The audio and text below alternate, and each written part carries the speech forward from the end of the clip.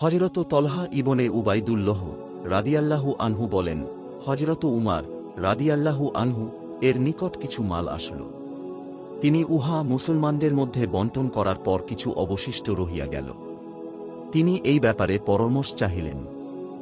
লোকেরা বলিল, আপনি যদি উহা ভবিষ্যতের কোনো প্রয়োজনের জন্য জমা রাখেন তবে ভালো হয়। হযরত আলী রাদিয়াল্লাহু আনহু নিশ্চুপ ছিলেন, কিছুই বলেন নাই। হযরত উমার রাদিয়াল্লাহু আনহু বলিলেন, হে আবুল হাসান, কি হইল, আপনি কিছু বলিতেছেন না? হযরত আলী রাদিয়াল্লাহু আনহু বলিলেন, লোকেরা তো নিজেদের রায় বলিয়া দিয়াছে। হযরত উমার রাদিয়াল্লাহু আনহু বলিলেন, আপনাকেও বলিতে হইবে।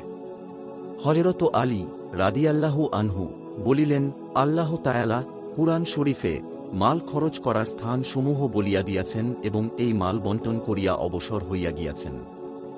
অতএব অবশিষ্ট মাল ও আপনাকে নির্দেশিত স্থানে খরচ করিতে হইবে। অতঃপর হযরত আলী রাদিয়াল্লাহু আনহু এই ঘটনা বর্ণনা করিলেন যে, একবার নবী করিম সাল্লাল্লাহু আলাইহি ওয়াসাল্লাম এর নিকট বাহরাইন হইতে কিছু মাল আসিল। তিনি সেই মাল বণ্টন করিবার পূর্বেই রাত হইয়া গেল।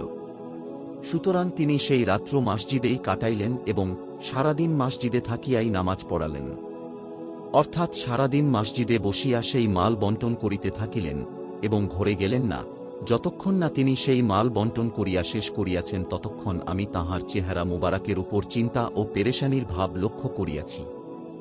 হযরত উমার রাদিয়াল্লাহু আনহু বলিলেন, তবে তো এই অবশিষ্ট মাল আপনাকেই বণ্টন করিতে হইবে।